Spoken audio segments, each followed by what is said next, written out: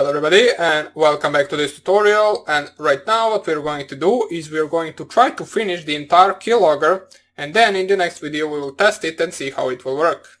So right now let's see what we got for now on. So nano keylogger test.py. This is what we have for now. So there are a few things that we want to implement right here. One thing is the one that we put in the hash, which is the actual writing to a file. We need to make sure to actually write it to a file. Just we will not call the file log.txt since that would be too suspicious. We will try to hide the actual file and we will try to print to that file in, for example, app data directory. We will make a file that will capture keystrokes to be located at the same directory where our copy of our backdoor is located. That's how the user or the target will never be able to find it unless they search for it. We will also name it something different so it doesn't catch any attention. So first of all, our process keys function doesn't really need to print the keys anymore. We only use that to actually test our program. All we need to do right now is add some simple statements for other keys as well. So else if is for the enter, for example. So else if key.enter. And the reason why we are using the key.enter, or let us just keep it like this, we can leave this statement right here to be else for every key that we will need, but for every key that we don't need, such as upper arrows, down arrows, and so on, those are the characters we don't really need to print to the screen, since the upper arrow, the lower arrow really doesn't give us any information. We want to get rid of those characters, so else if key.write for the right arrow, we will just add log equals log plus and then nothing.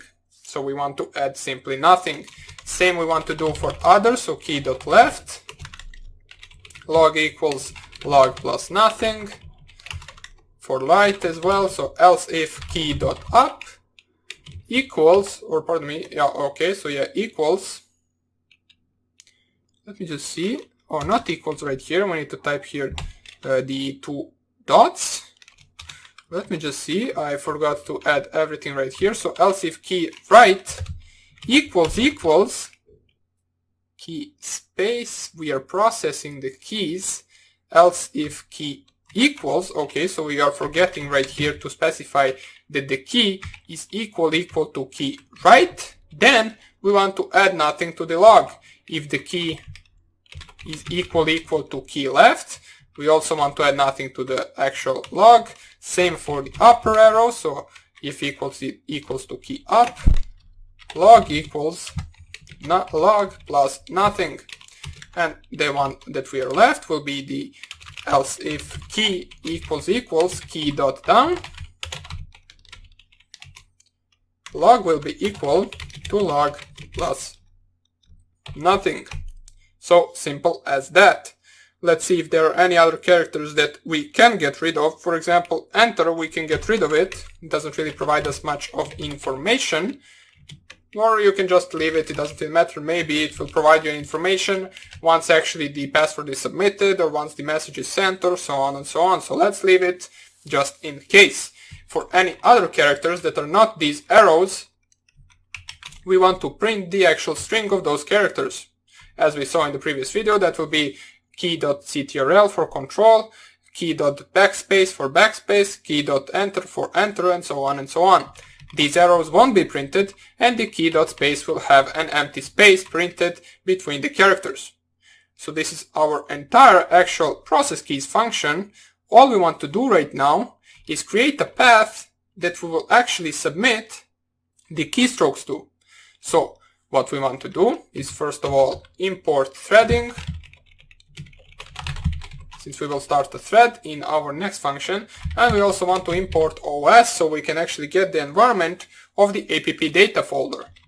So we will create a path variable right here to be the os.environ, and then double open quotes, app data, close these square brackets, plus, and then we need to add the open double quotes once again, and between them two backslashes, Oops, between them, not before them. Okay, so between them two backslashes, and we need to specify the name of the file that we want to make in the app data folder.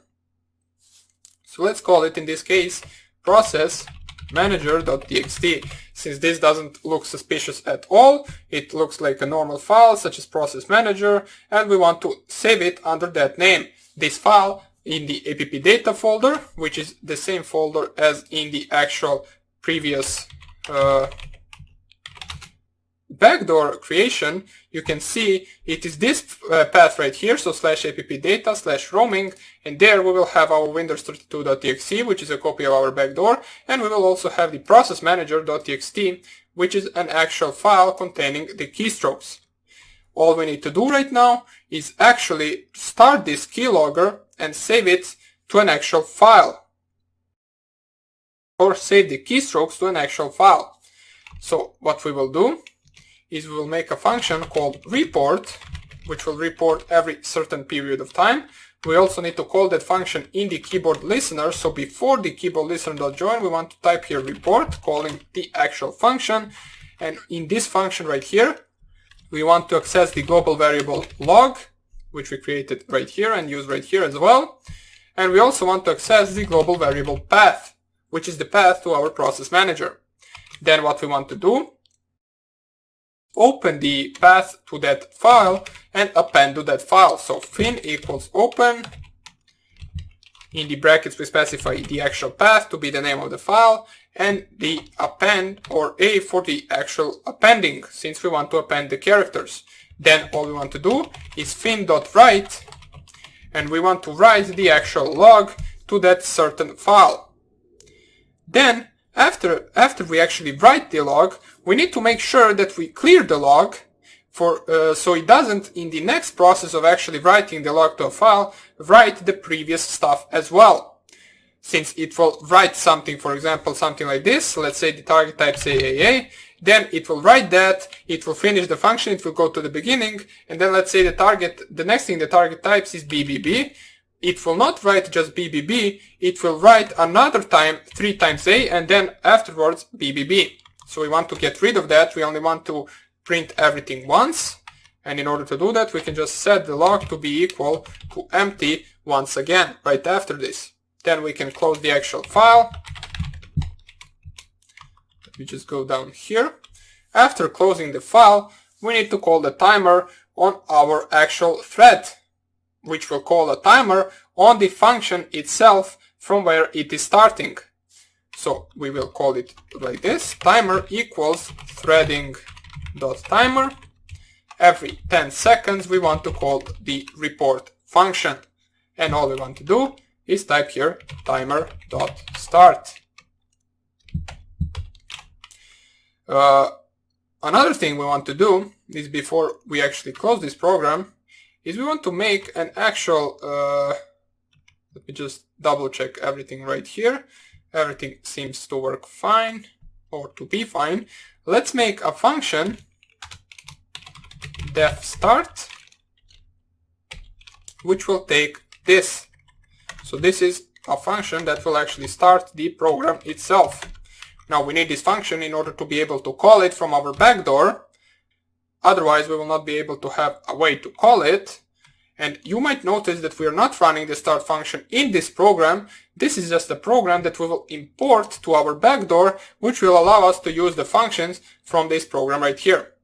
Now the good thing is that all we need to do is access this start function from our backdoor, and it will run the entire rest of the code by itself. As we can see, the actual start function calls the report function, and the report function basically calls the keyboard listener function calls the process keys, and the start function calls the report function. So everything is called within this start function right here.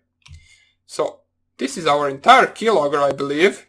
Now we will test it in the next video. So let us save this for now. And in the next video what we will do, first of all, let's rename the keylogger test.py into just keylogger.py, since it is no longer a test file. This is a file right now that we actually want to import to our reverse shell.py, which we will do in the next video. So hope you enjoyed this tutorial, and I hope I see you in the next lecture. Bye!